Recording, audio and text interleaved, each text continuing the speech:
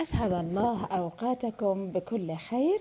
خبر عاجل: الفنان عمرو دياب ينتقل هو وجميع أسرته إلى الولايات المتحدة الأمريكية بعد أن قام بنقل جميع ثروته إلى بنوك سويسرا، وذلك خوفا من أهل الصعيد.